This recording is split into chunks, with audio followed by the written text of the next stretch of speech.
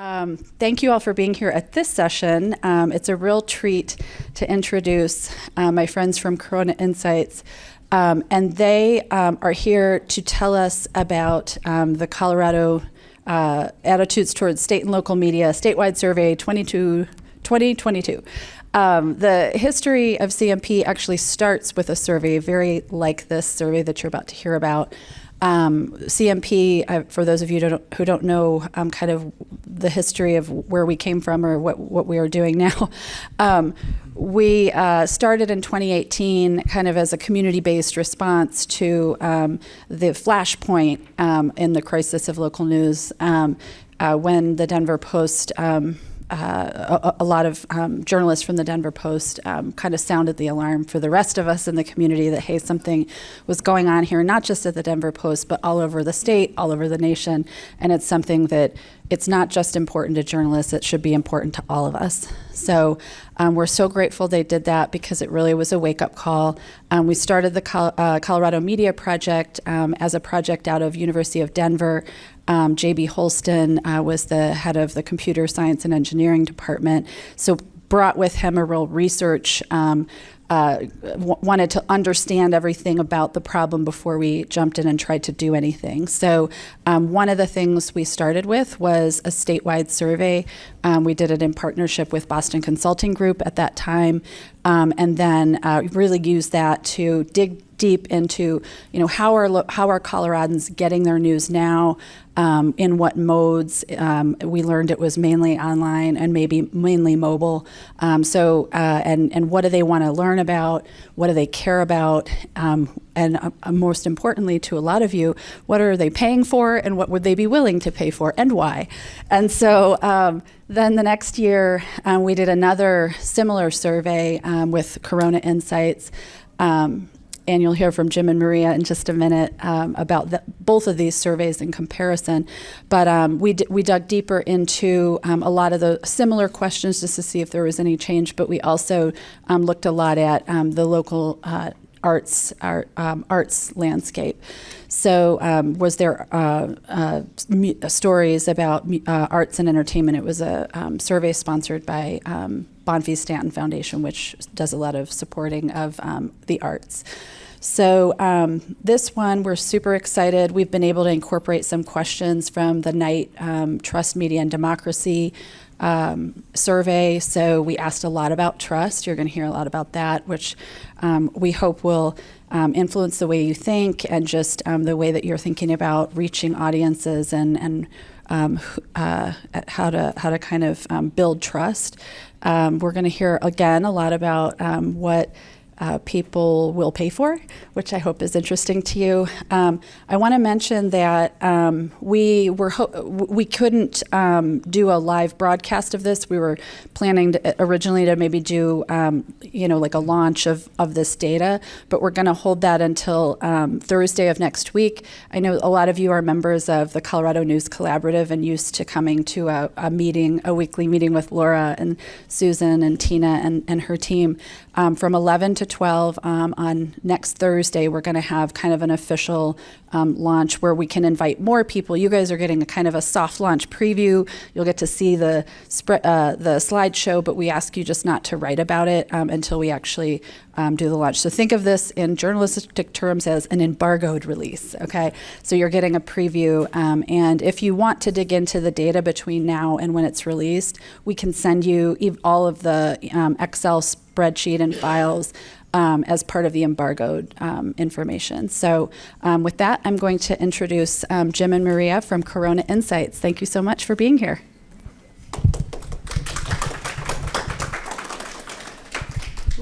Yeah, thank you so much. And thank you so much for having us and coming out today.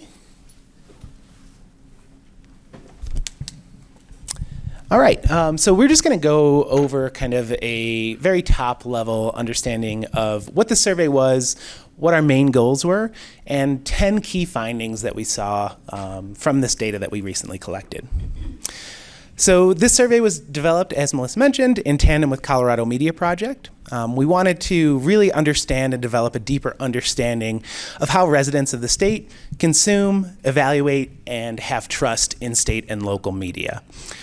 We designed this survey, again, with an eye looking towards some of those national benchmarks. So we were lucky enough to get some questions that will be asked from that Knight Foundation survey, which will be a national survey coming out later this year, I would imagine, currently being fielded. And so once those data come out, we'll have a really great opportunity to compare how Colorado residents evaluate media compared to a national sample. But we also included some questions from previous efforts of Colorado Media Project from 2018 and 19, so we can do some tracking over time on some of these key metrics. Colorado residents were recruited to take the survey through an online panel. The survey was available in English or Spanish. They would land on a page, whatever their browser settings were. If they were set to consume information in Spanish, they would be directed to the Spanish survey. In total, we collected responses, full completed responses from about 1,800 residents. Those data are included in the analysis are weighted to be more representative of the state by gender, by region, and by education. So we really want to make sure that we're getting a good snapshot of the state's residents and not having any bias in those data. You can see on the right here kind of our core research goals for this project. We wanted to estimate the addressable target market within the state. We wanted to understand patterns in consumption, just in terms of what kinds of sources residents were relying on, what mode they were consuming state and local media within, and the types of content that they were currently consuming or interested in consuming. We wanted to assess what residents want from state and local media, and, the purpose of state and local media, and really understand how they evaluate the performance of state and local media. So we'll see some data today that shows what matters most to Coloradans, but also where they think there's room for improvement in the current media environment. As Melissa mentioned, trust was a very key topic this year. We wanted to understand some of those barriers to trusting state and local media and explore some potential mitigating strategies to increase trust in state and local media. And then finally, just had kind of a standing goal to look at some demographic and regional differences in how folks consume and evaluate their media. In terms of the survey geography, we'll make some references today, and the full report and full data have detailed breakouts for 7 regions across the state. You can see them in this map here. The vast majority of the respondents came from the Denver metro area. Again, these data were weighted to be representative of the state, but we still have a nice sample across the state's region to be able to compare attitudes, in the Mountain West, Northwest region, West Central region, Southwest region. We had over 100 respondents from the Eastern Plains. And so while these data are weighted to, again, give a representative voice based on population, the detailed data tables, and we do highlight differences throughout the report, when there are regional differences in how Coloradans evaluate their state and local media. So with that, we're going to walk through what we see as the top 10 key findings from these survey data. We'll have some time for Q&A at the end, but please, if you have any kind of clarifying questions or are interested, want to make sure you understand something as we go, feel free to put your hand up and we can address those as we move through these. Our first key finding is that nearly half of Coloradans were in the addressable market for state and local media. And we used a series of criteria that were used in the previous 2018 survey to really understand what we mean by an addressable market and a target market. The criteria were that individuals had to consume information in some kind of a digital way, whether that be on a tablet, a computer, or on their mobile. They had to express interest in consuming state and local media. They had to engage in media beyond headlines, so they had to at least read short surveys or full articles in long-form journalism. And then finally, to be in the target market, they had to do all of those things and be paying for some source of media. One of our key findings that we saw right away is that the state's residents are just becoming increasingly digitally savvy and are increasingly more likely to consume state and local media through their mobile phone. We'll show you kind of the breakdown here of how folks fall into these categories of the addressable market and the target market. But at the end of the day, what we see is around 2.2 million Colorado residents is the estimate that we would come up with, who are digitally savvy enough, interested in state and local content, and engage in media beyond headlines. But then within that, we have about 600,000 Colorado residents who are currently paying for some type of news content. That could be local, could be national. We don't discriminate on that front here. So this chart shows you kind of the walk down from all of the state's adult residents down to that addressable and target market. And so you can see these bars in gray as kind of the fall off or the drop off that we see from these different criteria in how we estimated the addressable and target market. So right off the bat, we had 19%, so almost 1 in 5 Colorado residents who just said, I'm really more interested in national and international news than I am in state and local content. So we lose about 1 in 5 right off the bat. The percentages in those parentheses next to the bars are the previous estimates from the 2018 survey. So you'll notice that we lost a bit more. So there's just a bit more national interest and international interest in 2022 than there was in 2018. The next chunk is a lack of kind of being digitally savvy. So these are folks who just don't engage the news through a tablet, a phone, or a computer. You'll notice that segment, that loss actually shrunk a little bit. Again, that points to the fact that Coloradans are becoming more digitally savvy. A higher share of them are using their phone to engage with media. Next, we have the loss of the market that is just folks who really don't actually engage with media beyond skimming some headlines. A comparable loss to our 2018. And so with that, we get our estimate of the addressable market. So again, this blue bar here, that 47%, makes no judgment on whether or not folks are currently paying for news. It's just, can they access it digitally? Are they interested in state and local content? And do they engage in news beyond headlines? And so that's a nice number. It's up 3%, probably within the margin of error from the 2018 survey. But then we have kind of this biggest loss, which is the percentage of folks who just simply aren't paying for any news content whatsoever. Once we subtract that percentage, and we have a bigger percentage here in 2022 than we did in 2018.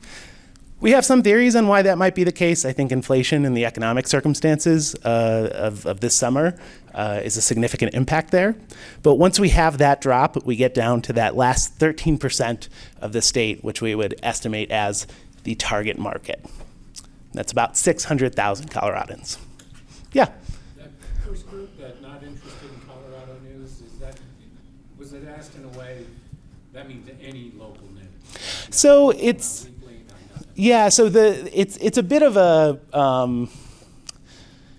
high bar, because the question, and we're replicating what was done in 2018, but the question just asked, here's a set of content, international, national, state, and local, and then if you were to rank what you're most interested in, and essentially what we're excluding there is folks who said, I'm first interested in international news, and second in national, or vice versa.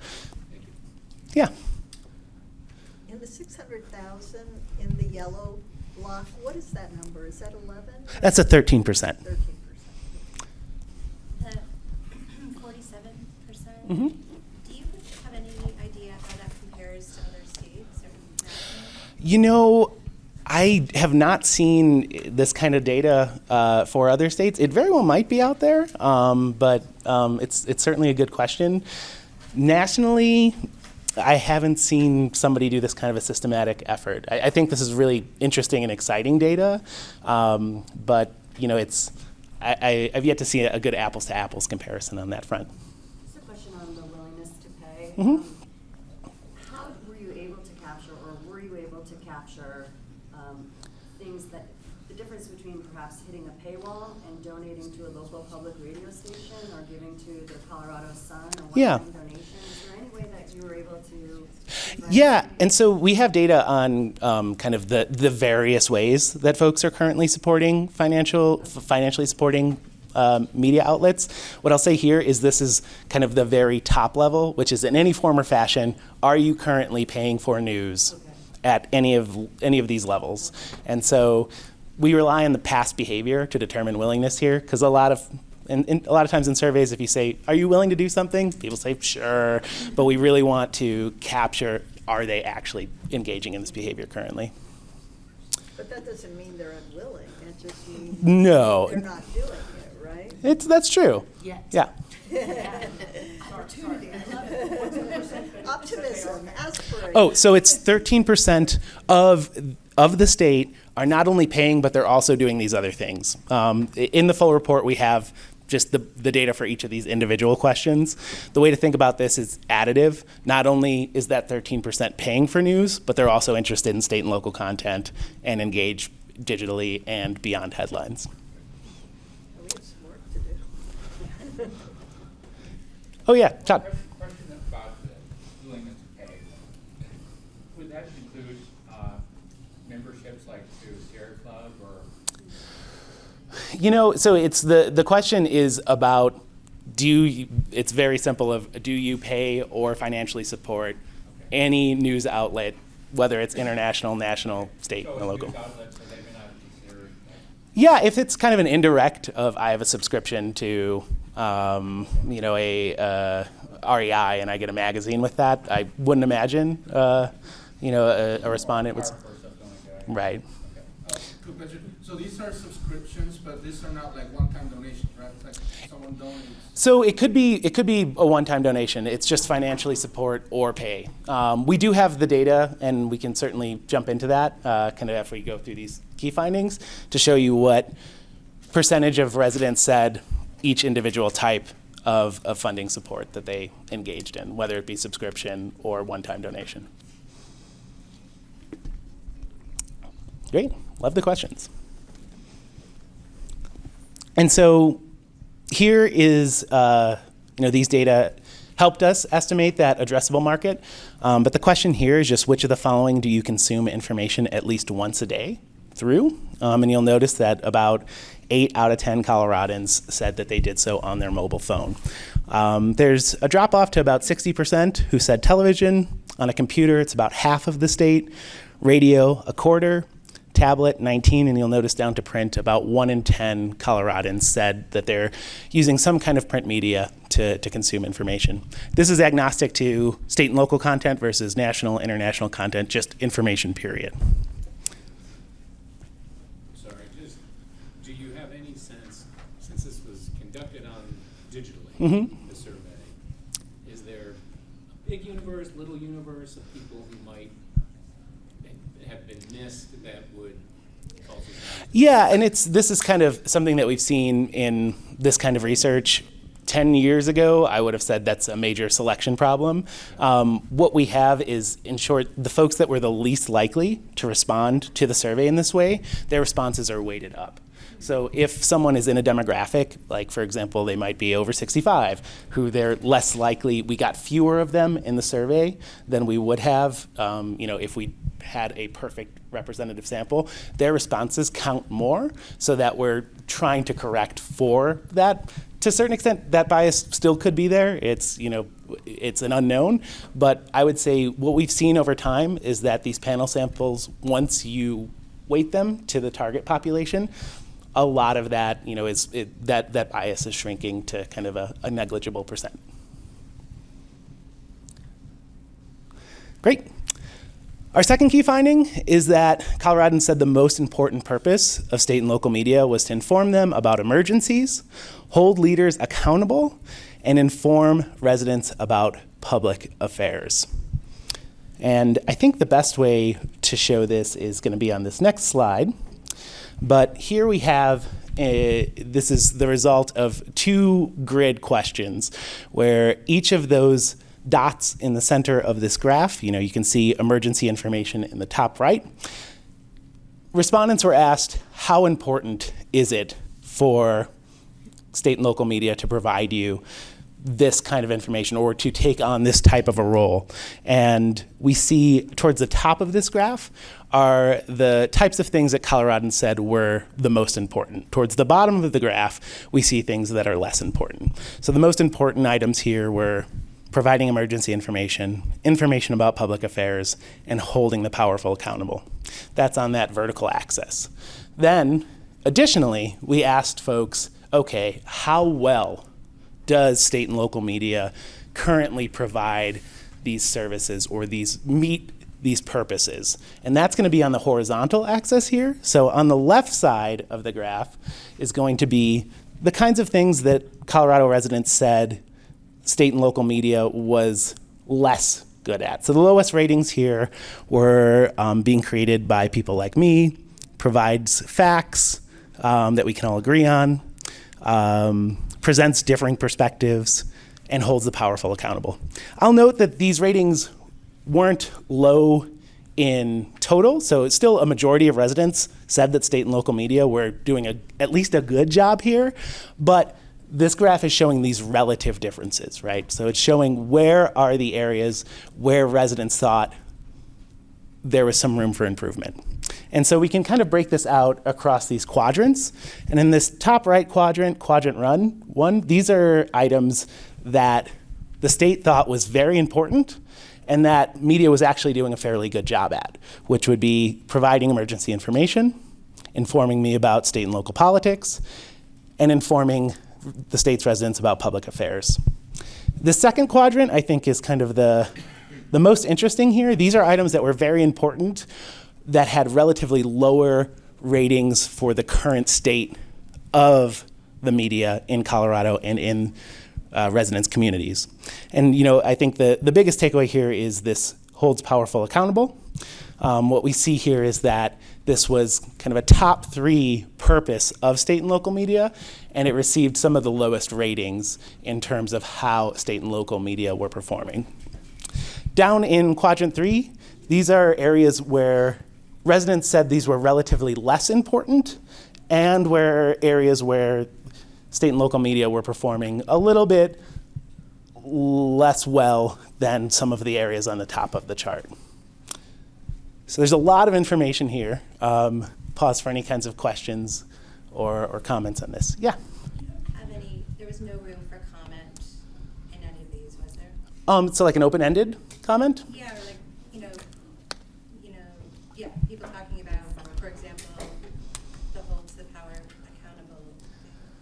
accountable. So not necessarily on this question. We have a session after this that's doing a bit of a deeper dive where we'll show kind of all of the open-ended data that are available. We have the kinds of questions that we had directly for open-ended were what can state and local media do to increase trust? What are your top 3 sources to get information about things that happen in Colorado in your community? And then we have a final comment box, which is just, is there anything you want to tell us about the content of the survey? Is it juicy? It can be, yeah. People like to vent. It's often political. I think, the polarized age that we live in affects the way that people respond to surveys. We can do a survey about dog grooming and get political comments, but it can be, yeah. But I think kind of to your point, you might be interested in kind of probing what that looks like and what folks are looking for. I'll note, it's interesting because we have a question that asks about content that individuals are interested in. Investigative journalism was one of those. It's about half, a little bit less than half of the state wants to see that kind of content. But there's a strong desire for, I think, holding the powerful accountable as a service is what I would glean from that. Not necessarily I want to read about that, I just need it to be done for things to work well. Yeah. And Susan, we'll have the data available too, so you guys can read all the comments. Got it. Thanks. Mm-hmm. So you talked about facts, you talked about trust. Could you explore the word truth and what truth means? Because it's kind of relative. It really is. We'll talk more about kind of what folks see as increasing trust. I mean, I think if we were to ask survey respondents, what is truth? It wouldn't be that much of a productive exercise. Probably better for philosophy classes to handle that, but it's a great question. So moving on here, our third key finding was that Coloradans who paid for state and local news did so because they thought the information was trustworthy, the outlet offered relevant information to their community, and that they covered an issue that they cared about. So let's see what this looks like here. And this was a question that was asked in 2018. So those lighter bars on the bottom show you the 2018 data responses. The darker blue bars are 2022. And you'll note we wanted to add an item here. I believe Melissa asked for this to be added, which was the information is trustworthy. That's a new item, and it was the most selected item here. So this question was only asked among respondents who said that they were paying for state and local news content. So this is a smaller sample. It's about 400, 500 residents who were paying for state and local news. Why do you do it? A third of them said because that information is trustworthy. Similar percentages in 2022 said because it's offering information about my community or covers a topic that I care about. You notice those top two that were asked in 2018, there's a pretty significant increase there. And then I'll highlight down here at the bottom, exclusive benefits to subscribers. We saw a significant decrease from 2018 to 2022. We have some theories on why that might be the case. Again, it's hard to ignore the economic environment that we're in 2022. And so, I think, keep in mind this question is only asked of folks who are currently paying for state and local content. And so kind of exclusive benefits is a very transactional, kind of budget cost approach. Those folks might have trimmed their subscriptions in the wake of the inflation that we're experiencing. Also, there's a lot more subscription models in 2022 than there were in 2018, and I think people might have some fatigue in just how many things do I need to subscribe to.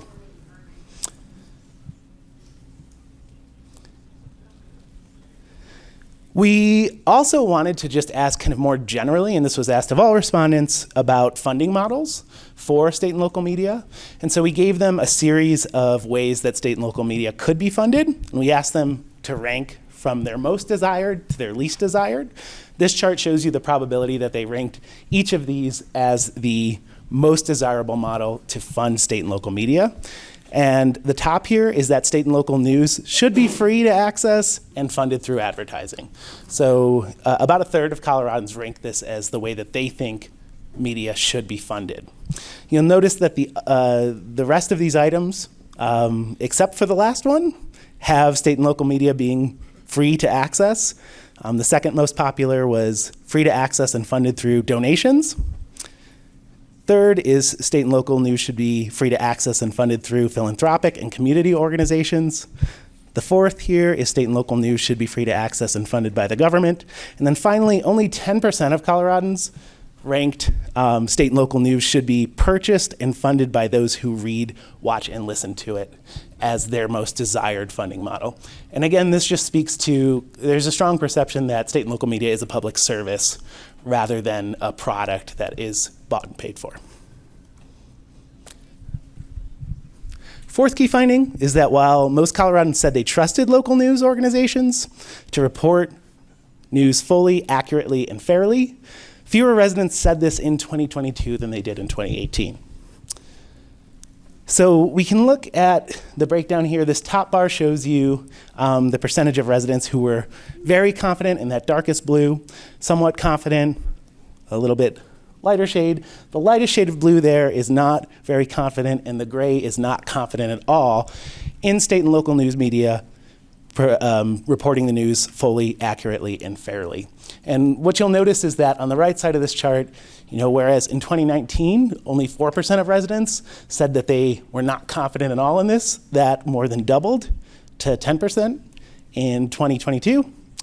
And we saw a similar increase from those who were in that second category, not very confident. respondents who identified as Republican or leaned towards the Republican Party were about twice as likely to be on the right side of this chart than those who identified as Democrat or leaned towards the Democratic Party.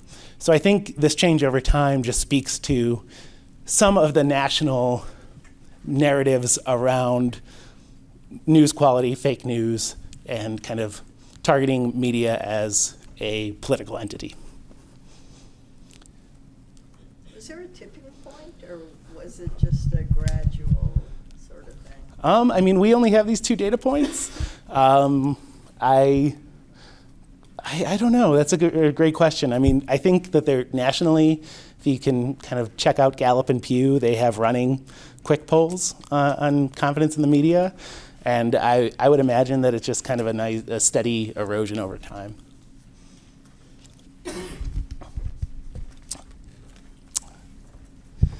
Our 5th key finding was that residents most frequently said increasing accuracy and reducing bias in reporting were the most important actions that local news organizations could take to increase trust.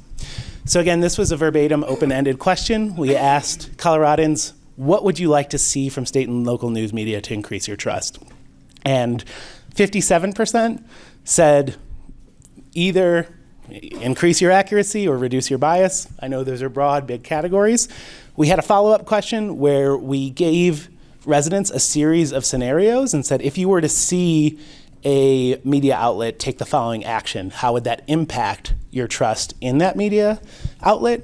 And the top 3 answers here to increase trust were a story that presents both sides of an issue side by side, an organization issuing a retraction or correction after an inaccurate story, and a media organization correcting online disinformation.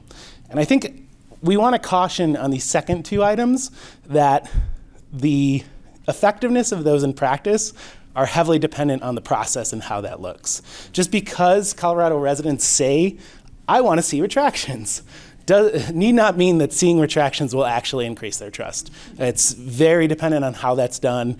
We know from psychological research that, for example, correcting online disinformation, a lot of times myth-busting, fact-checking, people walk away and they just remember the disinformation. If you tell them, that the earth is in fact round, it's not flat, a lot of people will remember, oh, what was that? Oh yeah, the earth is flat. So we have to be very careful about how these are taken in action. Just because residents say they want these actions and that they'll increase trust, it's heavily dependent on how these work in practice. But here you can see kind of from the top to the bottom, where residents in the darkest green, they said that these actions would significantly increase their trust. That lighter green, slightly, no change in gray, and then the light brown and darker brown on the right side would be to decrease trust. I'll note at the very bottom here, we have to see advertisements next to stories. There still is a significant portion of the state, more than 25%, who said that seeing advertisements next to stories did decrease their trust. So even though the state's residents are most likely to say, I want free to access advertised funded media, a quarter of residents still say, I'm going to trust that media less if I see advertisements by my stories.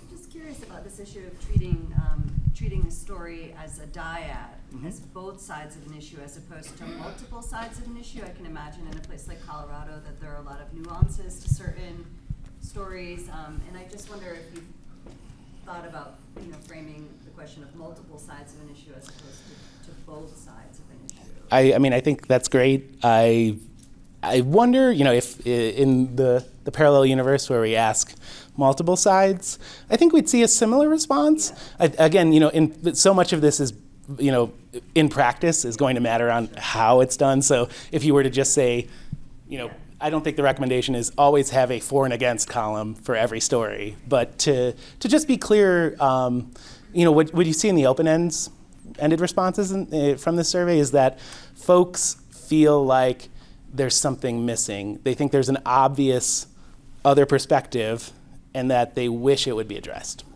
Thank you. So yeah.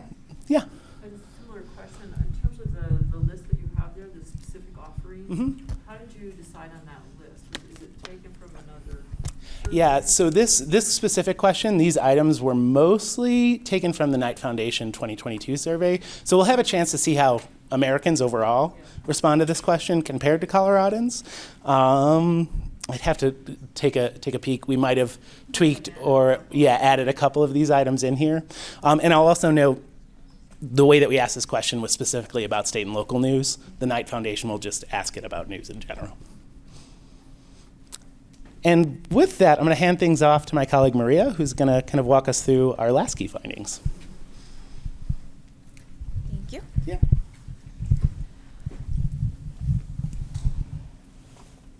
Okay, here we have our 6th key finding, and here Coloradans had a strong preference for state and local media to report facts without taking positions on issues.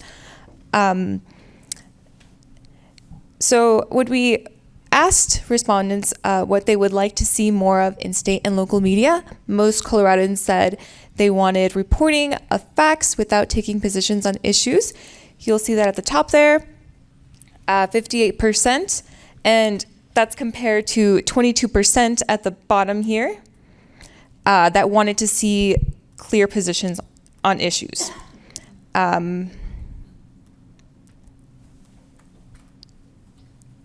Next finding. Can you wait? Can you go back? Oh, yeah.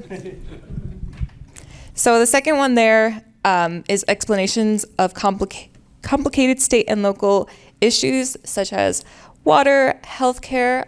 Those were some examples listed. Yeah. Just because I attended the Roaring Fork Valley where you talked about yesterday, so that particular issue, the explanations of complicated issues, that was number 1, right? And so that's how it differs from what we see from Coloradans as a whole. Yeah, and there was also an additional question on that survey that was just what do you want to see from state and local media? And there we saw a 25% of respondents saying more information about services. And so... Jim, can you say a couple words about what Linda's referring to? Yeah, so upon completion of this statewide survey, we also had the opportunity to run a very similar survey with some additional tailored questions to understand the Hispanic Latino audience that resides in the Roaring Fork Valley. And so that was a convenience sample that local media outlets provided a link towards the survey. There were flyers set up throughout the community, even some intercept surveys done on public transportation to hear from specifically Spanish speakers and individuals who identified as Hispanic or Latino and lived in the Roaring Fork Valley. We received over 155 responses from those individuals. Those data will be available through CoLab's website, I believe. And we did have a session yesterday, kind of went over some of those findings. But overall, those residents had very similar opinions towards media as the state did overall. This was one area where we saw a difference, that desire for complicated state and local issues and a desire for more information about services in the community. It's interesting how only a third of people care whether we're professionals or not. I think that's very telling. If you think of... Only that we want to see more of that. Yeah, it could... Maybe other people would care, but think we have enough. Exactly. I mean, there's... we thought a lot about the wording of that item. And we also have journalists who are everyday people. And so, we wanted to capture kind of the populist other side of that coin. I think the way to think about it is that, average citizens don't think about media the way that we all do. This is your lives. You're thinking about it every waking hour. Keep in mind that someone who approaches a story, they've got a lot of other things going on in their day. They might not ever even think twice about who the author of that story is, which is a broader problem with mis and disinformation. Average citizens have opinions. So do we. Any other questions, comments? No? Okay. Well, thank you so much for bringing up the Roaring Fork Valley survey. And that relates to our next key finding here. Here, our 7th key finding, we found that most Spanish speakers agreed that they could access news about the state and their community in Spanish. The survey collected over 100 responses from Spanish speakers. Most residents who spoke Spanish at home agreed that they could access news about Colorado. That was 71%. And their community, 61% in Spanish. And when compared to English speakers, Spanish-speaking residents were more likely to say they used their mobile phone to consume information and that they relied on social media to verify the veracity of local media claims. And we'll see that chart here. So a note here is that this was a very small sample. Only 28 residents responded to these questions about speaking a language other than English or Spanish at home. But like Jim mentioned, the Roaring Fork Valley survey was directed to Spanish-speaking residents, and the results there are very similar to what is shown here.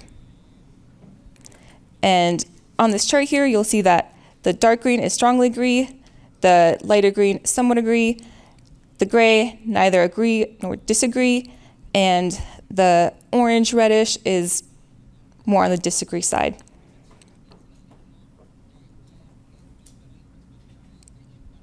Our eighth key finding is that when asked to provide the names of sources they typically use to stay up to date on Colorado and community information, residents most frequently mentioned local TV, newspapers, and friends or family. Denver Metro residents were especially likely to mention TV in general and specific stations or programs, while those in the Mountain West were much more likely to mention newspapers, both in general and specific outlets. In this question, we asked, thinking about how you typically get information about what is happening in Colorado or your community, what are the 3 most frequent sources you use? So they would be asked to list either formal sources like the Colorado Tribune or informal sources like my coworkers. And these responses were coded into these categories. Again, you'll see here that specific newspapers, friends, and family are the top 3 there. Yeah. Specific newspaper means everybody else but the Post? Exactly. Mm-hmm. The TV would be other than 9 News, or could it be?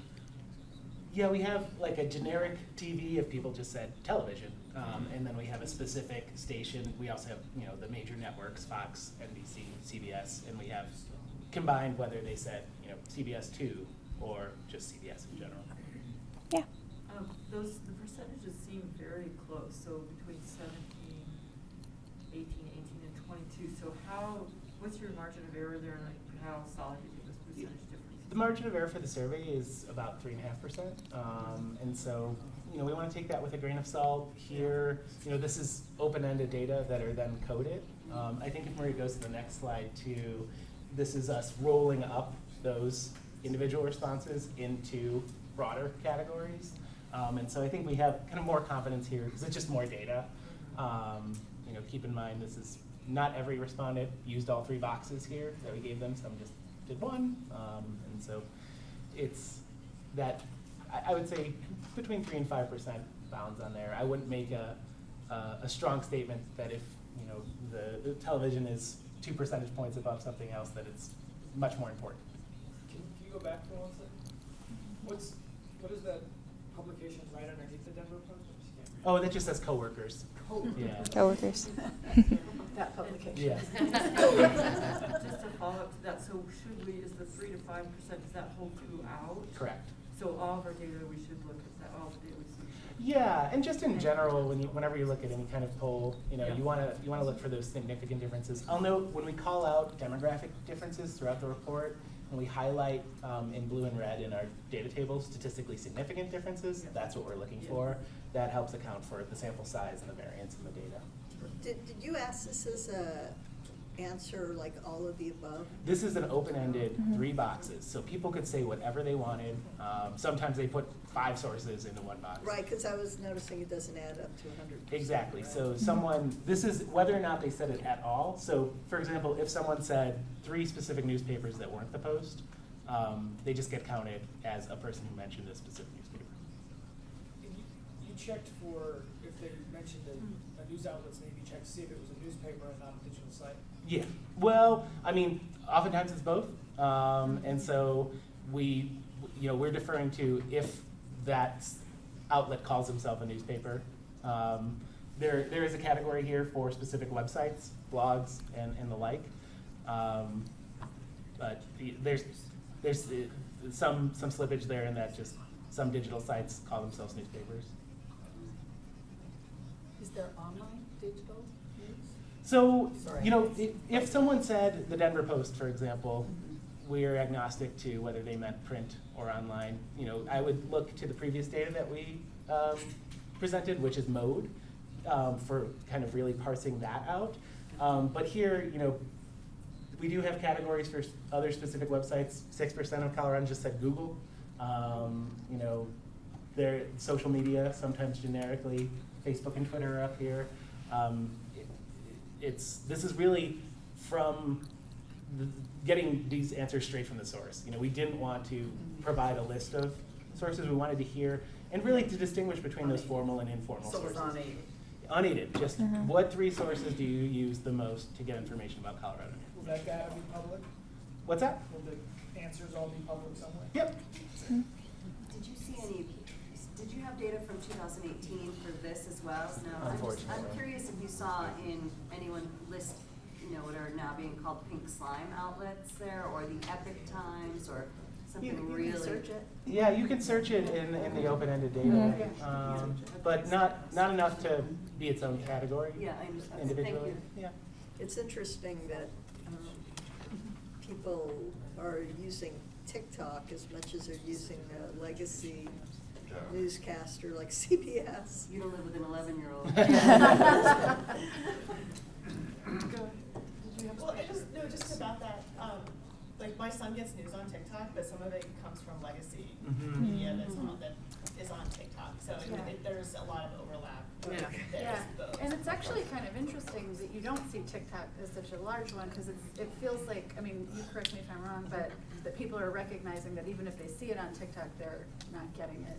I wanted to know what age group did you do these surveys? So the survey is representative of anyone 18 and above in the state. Then I'm surprised that TikTok or Instagram is not on there. Well, and so I think it speaks to, you can look at a previous question where we compared social media compared to print, and social media is still a quarter of the state's residents say that that's the mode that they consume it. But forgive me, I don't know your name. Oh, Kasim. Kasim, and from Chalky, Erica. Yeah, Erica's point of I think Coloradans can discriminate. I'm getting a source through TikTok. TikTok isn't the source. No. And I tend to think that more media savvy folks are less likely to say Facebook or TikTok. Yeah, when I seen that, I was like, wait a minute, okay, got you. Yeah. That's where I get my dog news. Hey, Jim, to that question, did you code all the responses? Okay, for this one. It's not just the people who get their news or, This is every Colorado resident who responded to the survey and gave us a response to this question. Yeah, and all those responses will be in the tables, and you can search up any specifics. Yeah, in that table too, we kept the responses. We want to protect anonymity. In that case, we kept the series of 3 together. So you can see when someone says the Denver Post, what else do they say in tandem with that. Any other questions, comments? I know we're coming up on time. I think we'll kind of push through here. Yeah, okay.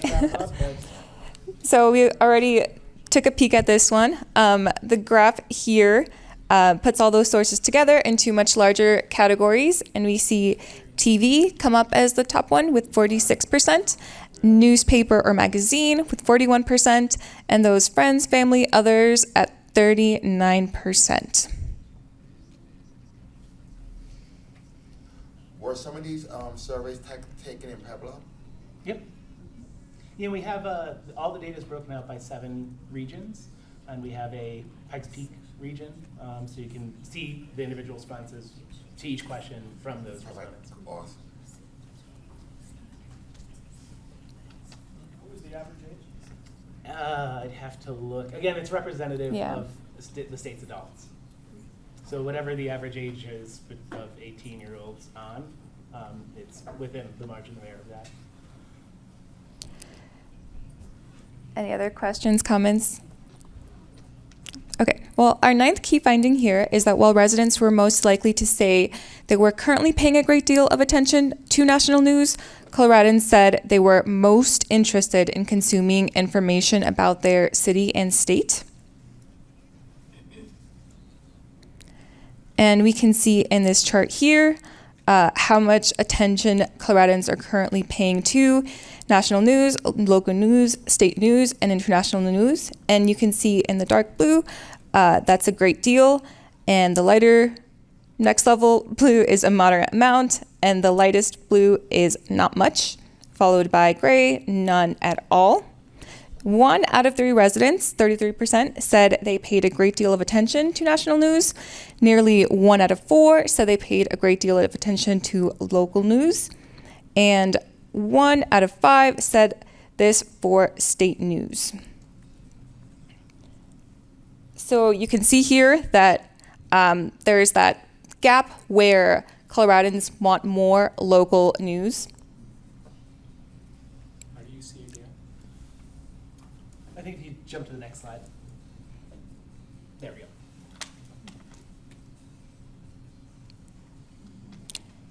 Here, yeah. When you were doing the research for Roaring Fork Valley, did you take into consideration that most Latino residents there don't live there? They come and visit and go.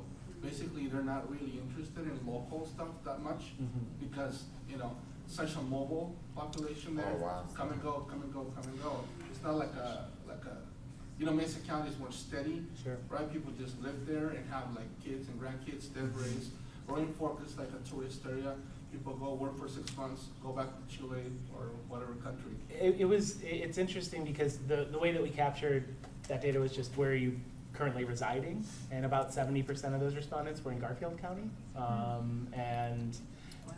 It definitely, it's an important issue, but it's just currently, where are you? Oh, yeah, apologies. Yeah, so that captured in short where folks were currently residing.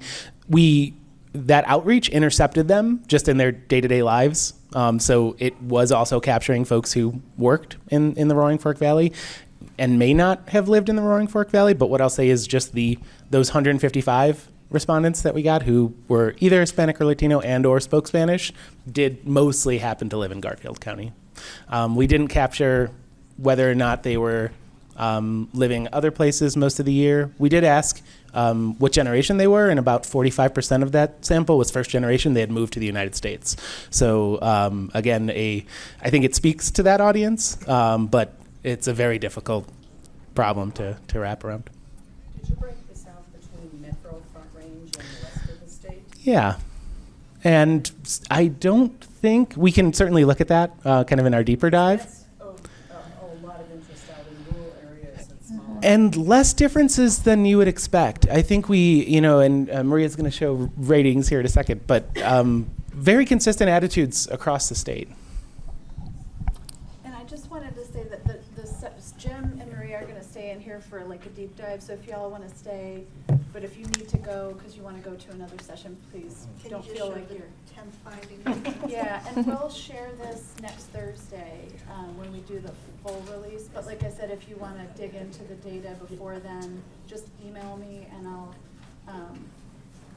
darn, I don't have my email up here. But let me think about how to do this. You can put our email. We'll put our email up. Yeah. Okay. Yeah. Okay, yes. I think a lot of you have my email, but I'll send it out again. Tying all that together, sorry.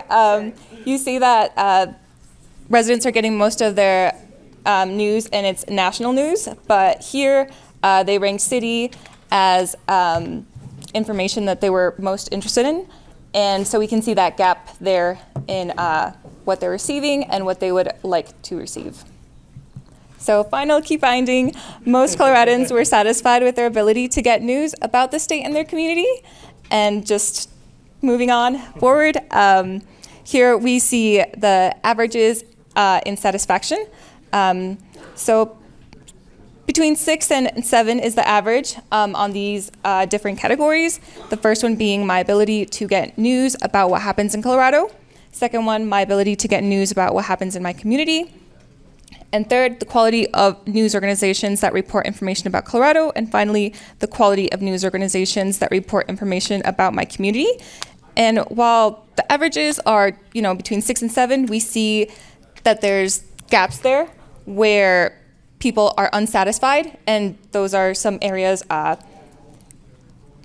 especially my ability to get news about what happens in my community and the quality of news organizations that report information about my community. That was 20 and 22% that were on those lower numbers.